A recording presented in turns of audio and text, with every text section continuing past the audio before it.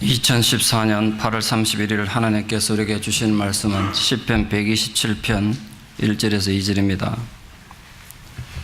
시편 127편 1절에서 2절 말씀을 봉독에 올리겠습니다. 여호와께서 집을 세우지 아니하시면 세우는 자의 수고가 헛되며 여호와께서 성을 지키지 아니하시면 파수꾼의 깨어 있음이 헛되도다. 너희가 일찍이 일어나고 늦게 누우며 수고의 떡을 먹음이 헛되도다. 그러므로 여호와께서 그의 사랑하시는 자에게는 잠을 주시는도다. 아멘. 오늘 우리 교회가 정교회 수련회 중이라 또 산에서 갑자기 새벽에 무장공비처럼 내려왔습니다. 또 제가 또 바로 또 설교 끝나고 올라가야 돼서 설교를 평소보다는 조금 짧게 하겠습니다. 이 연휴가 돼도 쉬지 못하는 성도님들께 또 참 안타까운 마음이 있습니다. 그 자연 조언과 또 좋은 자연 속에서 귀한 말씀 같이 나누고 또 좋은 프로그램을 통해서 함께 할 수 있으면 좋겠다는 그런 안타까움이 좀 있었습니다. 어쨌든 여러분의 좀 위로를 전하고 싶습니다. 배가 항해할 때 그 항해에 가장 필요한 게 무엇인지 혹시 아십니까? 제가 아이들에게나 어른들에게 자주 이런 질문 드리면 제일 먼저 튀어나온 말이 최고의 선장, 최고의 엔진, 이런 말을 많이 하십니다. 나침반, 항해사 등등 얘기들을 많이 하십니다. 그 모두 필요한 건 맞습니다. 그 배 없으면 항해하기 어렵죠. 가장 필요한 건 아닌 거죠. 배가 항해하기 위해서 가장 필요한 건 물입니다. 물. 3년 전 동일본에서 쓰나미가 덮쳤을 때 육지 한가운데 커다란 배가 덩그러니 놓여 있는 거 혹시 뉴스 보신 적 있으십니까? 육지 한가운데 있는 배, 그거는 아무짝에 쓸모없는 장애물이고 쓰레기에 지나지 않았습니다. 그 1년 넘도록 치울 도리가 없어가지고 그냥 두고 보고 있는 걸 뉴스에서 보고 참 안타까웠습니다. 그 동네 사람들이 지나갈 때마다 얼마나 마음이 심란했겠어요.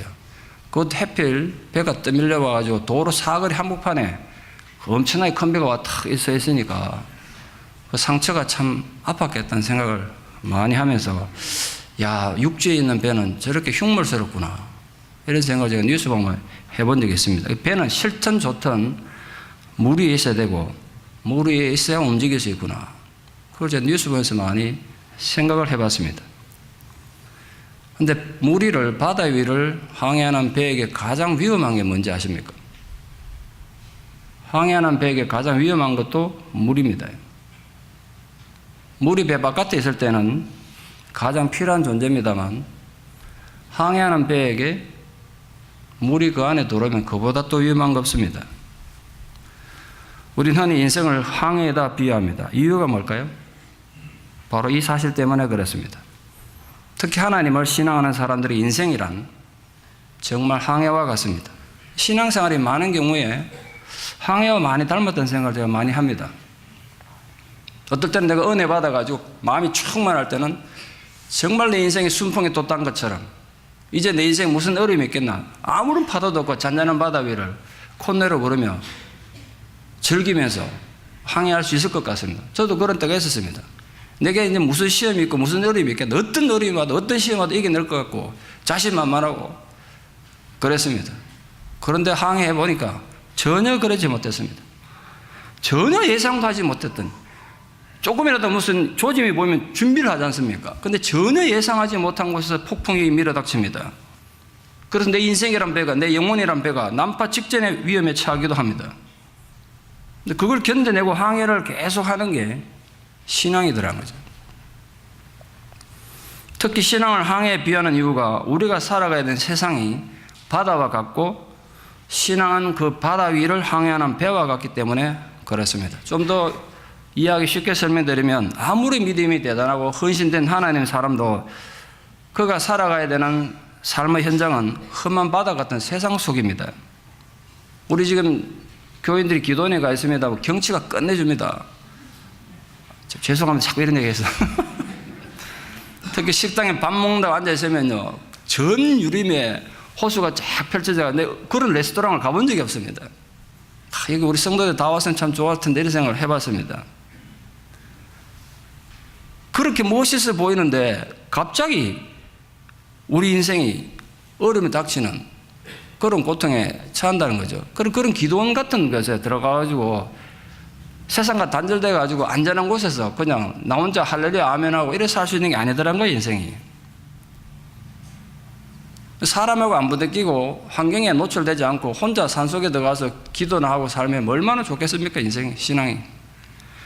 그런데 살다 보니까 산다는 게 호수 위를 노젓듯이 평안한 게 아니라 뜻하지 않은 거센 하리케인이 덮쳐서 신앙도 인생도 위기를 겪을 수밖에 없습니다. 그런데 놀라운 건 그 세상이 우리 신앙생활에 늘 위기만 주는 게 아니라 오히려 그 세상 때문에, 세상이라는 바다가 있기 때문에 저와 여러분이 신앙이라는 항해를 할 수 있습니다. 여러분 지금도 세상에서 돈 벌어먹고 살고 뭐 세상 사람 더불어 살고 그렇게 살지 않습니까? 단지 심각하게 주의할 점은 그 세상이라는 바닷물이 내 신앙의 배 안으로 들어오지 않도록 늘 주의해야 한다는 겁니다. 한순간 방심했다가 그 세상이라는 물결이 내 감정, 내 기분, 내 영성 안에 들어오면 나의 믿음의 배는 세상 속으로 침몰하고 말 것입니다.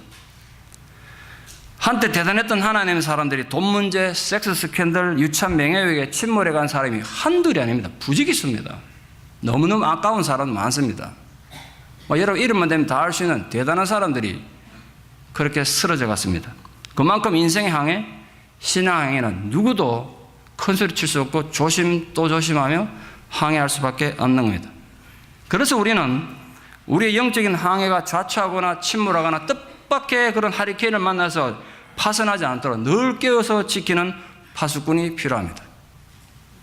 오늘 본문 말씀이 바로 그 영적인 파수꾼의 중요성에 대해서 하나님 우리에게 강조하고 있습니다. 인간이 아무리 제잘난 맛을 살아도 하나님 한번 눈 감아버리면 그 인생 그날로 종치는 거 아니겠습니까?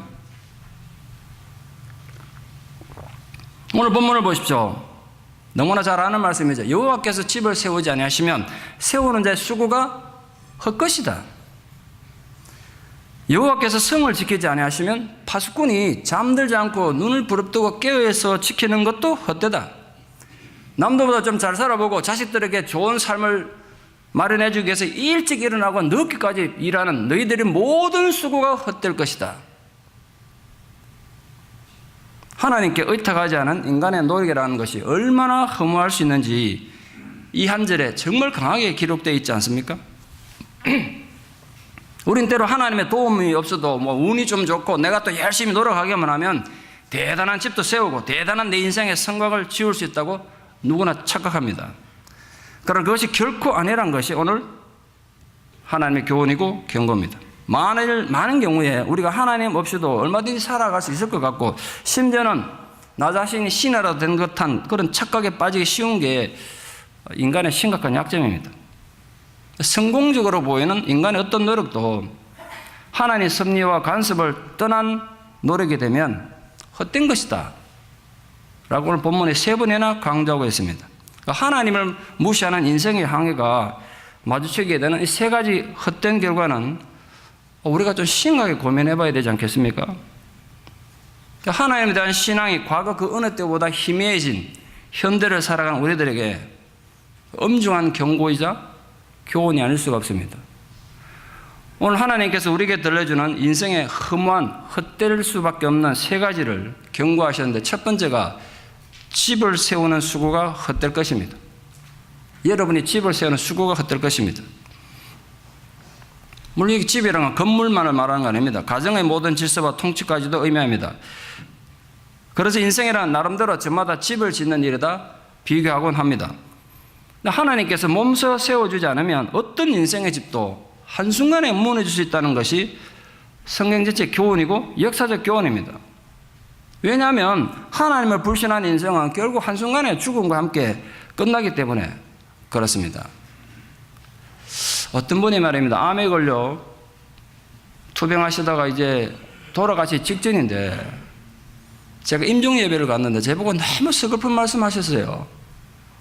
저보고 이렇게 물으셨어요. 목사님, 나 죽고 나면 텍스트북 어떡하죠? 이랬어요. 지금 자기가 죽어가고 있는데 목사 앞에 놔놓고 세금 보고 할 얘기밖에 없습니까? 제가 그 얘기를 듣는데 얼마나 가슴이 쓰린지. 이분이 평소에 인생을 얼마나 하나님 안에 다른 목적으로 살았으면 죽음을 앞에 놓고도 텍스 보고 걱정이 됐겠어요. 여러분 웃으십니다만 저는 너무 슬펐어요, 마음이.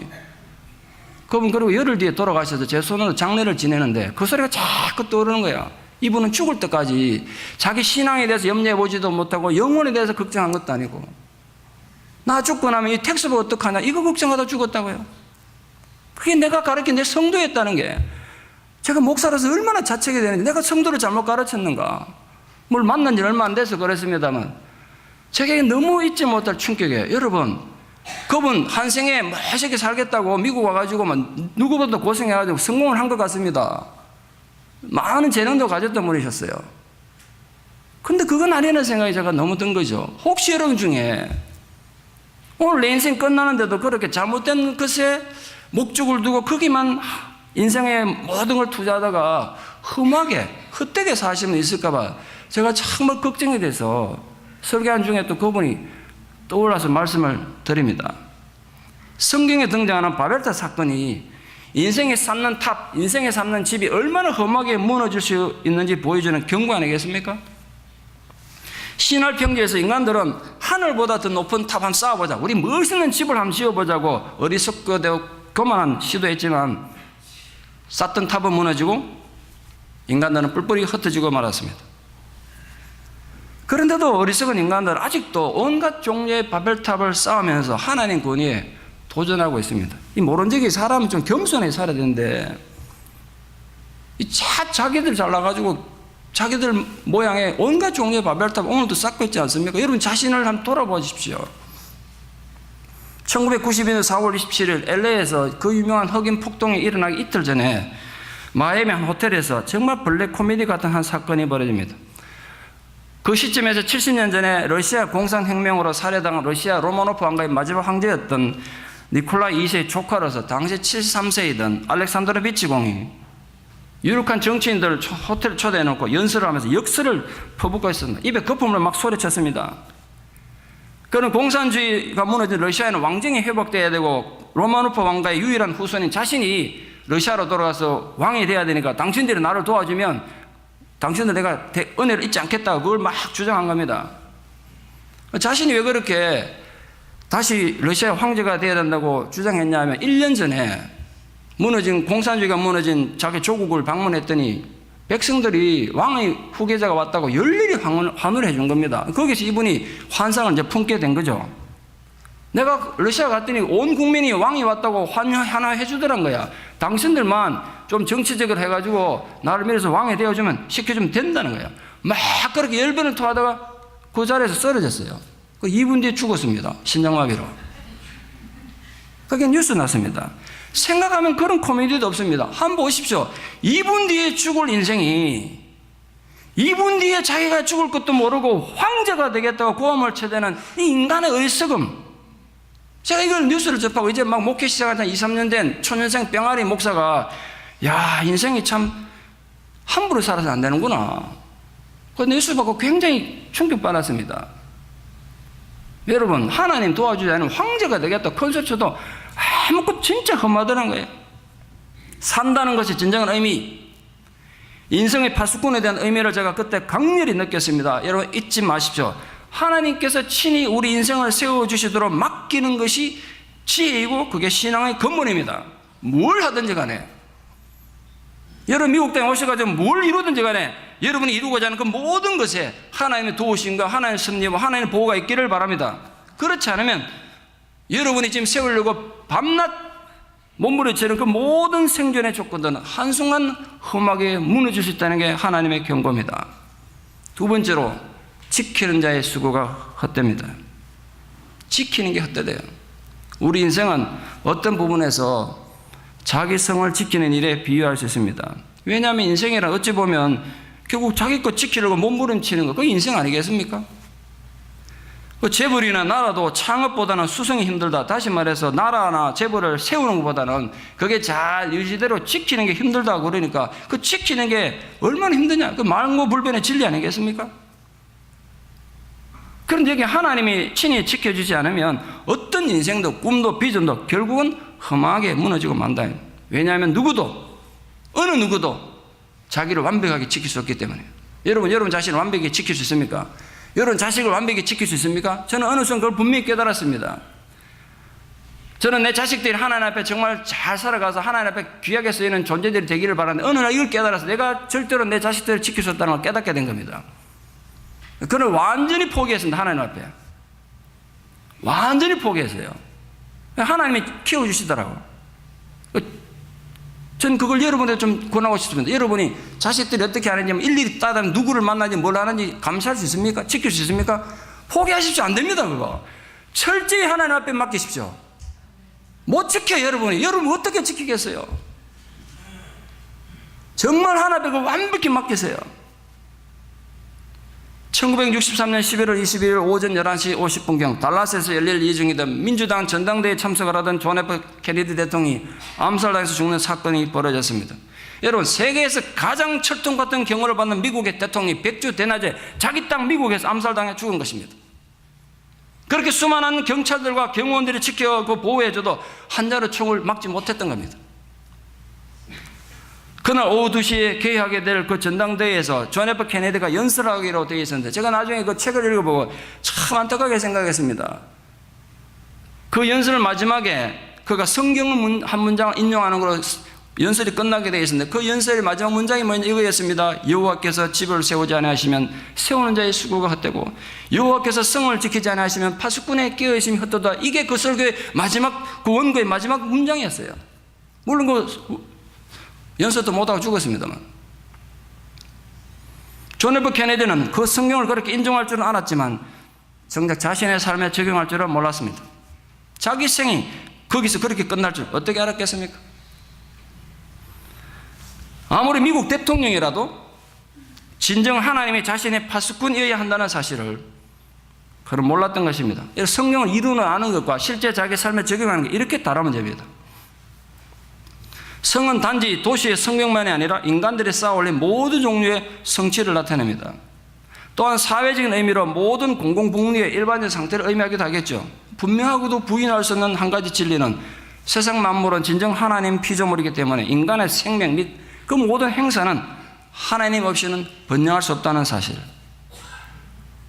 하나님 없이는 번영할 수 없다는 사실. 여러분이 지금 장사도 하시고 직장을 다니시고 은퇴하셔서 인생을 엔조이하시더라도 이 불변의 진리는 잊지 마십시오. 하나님 없으면 어떤 성공적 인생도 없다는 것. 어떤 개인이든 공동체든 하나님 믿고 의뢰하지 않는다면 인간적인 모든 노력은 결국 물거품이 되고 말 것입니다. 그럼 우리는 하나님께 전적으로 자신을 의탁해서 진정 하나님께서 여러분을 지키시고 보호해 주시기를 진심으로 축원합니다. 세 번째 험한 게 있습니다.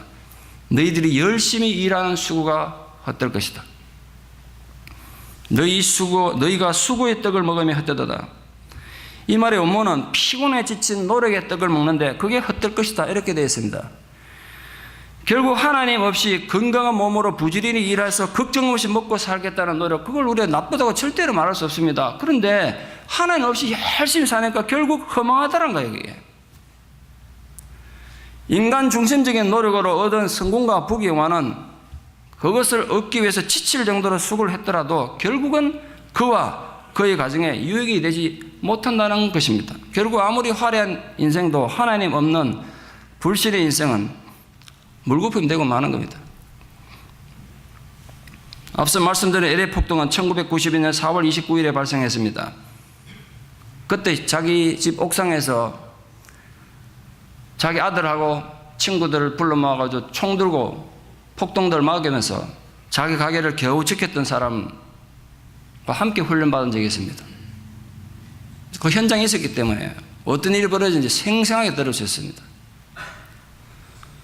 그 폭동으로 한순간에 전 재산을 잃은 많은 한인들이 있었습니다. 한인 가게들 90%가 다 무너졌다고 그러니까 엄청난 피해를 입은 거죠. 그 폭동의 주된 타깃이 되었던 한인들의 피해가 특히 컸던 이유는 평소에 한인들이 정확한 세금 보고를 하지 않아서 나중에 이제 정부가 보상을 해주고 피해를 회복하게 좀 돈을 도와줬는데 기준을 뭐로 삼았냐면 평소에 보고한 세금 보고에 의존했습니다. 그 많은 사람들이 전체 매상의 10분의 1 정도 세금 보고했다는 거죠. 현금으로 들어온 건 세금 보고도 안 하고.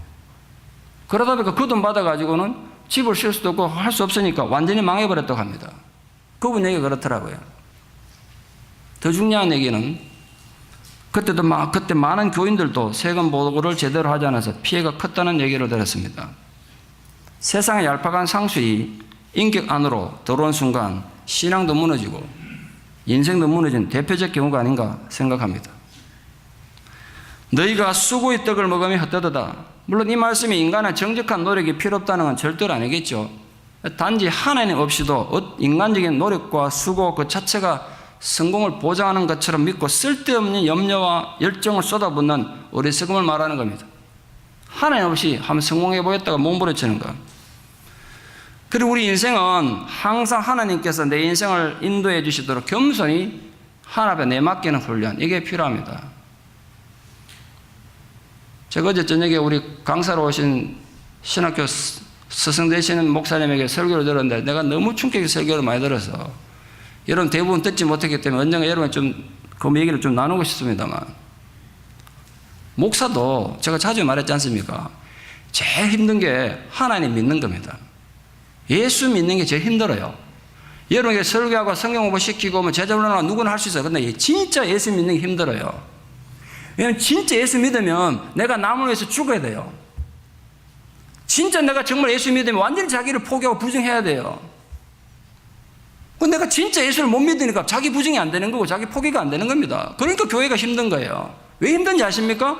진짜 예수 믿지 못하는 목사, 장로, 집사들 모이는데 그 교회가 어떻게 온전할 수 있겠어요? 거기서 결정 나는 거예요. 진짜 예수를 믿으면요, 정말 너무 억울하고 너무 억장 무너져서 자기 죽어야 돼요. 그게 제일 힘든 거예요. 어제 그 얘기를 하시더라고요. 얼마나 공감이 되는지. 뭐 성도님도 은혜 많이 받고 눈물 많이 흘렸습니다. 제가 어제 은혜를 제일 많이 받았습니다. 나를 위한 수행 아닌가 이런 생각 들 정도로. 성경도 인생의 고달픔을 말하고 있습니다. 사는 게 얼마나 힘드십니까 여러분? 전도서 1장 8절에 말하기를 모든 만물이 피곤하다는 것을 사람이 말로 다 표현할 수 없다. 성경 그런 성경이 있더라고요. 사는 게 너무 힘들다고 말로 다 표현할 수 없을 정도로 인생이 힘들다. 정말 인생은 고해, 고난의 바다와 같습니다. 하나님의 사랑을 받는 자라고 해서 인간의 수고의 법칙에서 제외되겠습니까? 인생치고 힘겹고 어렵지 않은 인생이 어디 있겠습니까? 그러나 하나님의 지혜와 선하심에 절대적으로 의존하는 마음으로 모든 결과를 우리가 하나님 손에 맡길 때 그 인생에 쓰라리는 고통과 허무의 노력에서 벗어날 수 있는 거 아니겠습니까? 그런데 우리가 교회에서만 만나져지는 하나님, 예배드리는 시간에만 느껴지는 하나님, 그래서 힘들고 괴롭고 고통스러운 상황에서는 아무런 힘도 발휘하지 못하는, 아무런 감동도 주지 못하는 그런 하나님, 그런 신앙이라면 그 신앙이 무슨 의미가 있겠어요? 그 하나님은 결국 성경 속의 하나님, 우주를 창조하신 야훼 하나님이 아니라 인간들이 자기 경험과 의식과 습관으로 만들어낸 우상으로서의 하나님일 뿐이에요. 제가 이미 이 강단에서 상에서 여러 번 설교했습니다만, 여러분이 지금 신앙하는 하나님이 우상이 될 수 있다는 무슨 사실을 아십니까? 하나님도 우상이 될 수 있다는 사실? 여러분이 신앙하고 믿는 그 하나님 정말 성경의 하나님 맞습니까? 하나님 안 믿는 게 아니에요, 여러분. 우리가 하나님 믿긴 믿었는데 그 하나님이 정말 성경의 하나님 맞냐 말이에요. 하나님이 아니라 단지 우상으로서의 하나님이라면 신앙이 얼마나 험하고 우리 인생은 또 얼마나 큰 위기를 맞겠습니까? 기도도 열심히 합니다. 헌신도 열심히 해요. 근데 그 사람 믿는 하나님이 성경의 하나님이 아니야. 나 그런 사람 많이 봤습니다. 교회 안에서 그런 우상으로서 하나님 믿는 신앙이 정말 많이 만나봤습니다. 근데 그 사람들을 정말 성경 속의 하나님 믿도록 가르치는 게 저희 본분이라고 생각합니다. 그거 하려고 이제 제자 훈련에 목숨을 거는 거죠. 말 그대로 여러분의 모든 수고 위에, 여러분의 모든 시간들 위에, 모든 노력들 위에 하나님 함께하지 않으시면 그 모든 수고는 헛된 것이 됩니다.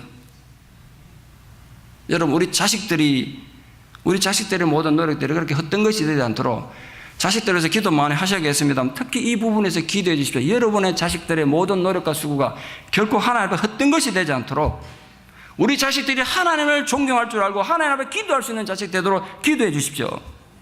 그건 우리가 죽을 때까지 부모로서 해야 될 소명이 아닌가 생각합니다. 목사가 목사의 소명이 있다면 부모 되신 분들 부모로서 소명이 있습니다. 마지막 눈을 감는 순간까지 하나님, 내가 이 생관에 아무것도 못하고 하는 나라를 갑니다만 이 땅에 남은 내 자식은 어떤 어려운 상황 속에서도 하나님을 신뢰하고 하나님을 경외하는 지식의 근본이 되는 하나님의 사람이 되게 도와주시옵소서. 기도하십시오. 하나님, 우리 기도에 의해서라도 우리 자식들을 좀 돌봐주시도록, 여러분 자신과 우리 현재와 우리 자식들의 미래를 위해서 그렇게 기도 많이 하시는 분들 되기를 바랍니다. 그 다음으로 본문에서는 짧지만 강렬하게 하나님의 보호하심과 하나님의 사랑의 결과를 우리 눈에 보이는 사실로 기록하고 있습니다. 그러므로 하나님께서 그의 사랑하시는 자에게는 잠을 주시는도다. 지금도 불면증 걸린 분들에게는 얼마나 위로가 되는 말씀이겠습니까만, 나는 하나님이 사랑 안 하셔서 잠을 안 주는가 이렇게 생각하시겠습니다만, 이 무슨 뜻이겠습니까? 크게 두 가지로 해석이 가능합니다. 사람은요, 불안하면 첫째 잠이 들지 못하지 않습니까? 저도 좀 센시티브해서 예민한 편이라 스트레스 받으면 일단 잠을 못 잡니다. 우리 잠들지 못하는 그것만큼 괴로운 게 없죠. 몸은 피곤한데 의식은 점점 또렷해지고 괴롭지 않습니까? 내일 또 할 일은 많은데 빨리 자야 되는데 잠은 안 오고. 그런데 하나님께서 사랑하는 자들이 그런 스트레스와 불안에서 희생당하지 않도록 돌봐주시겠다는 거예요.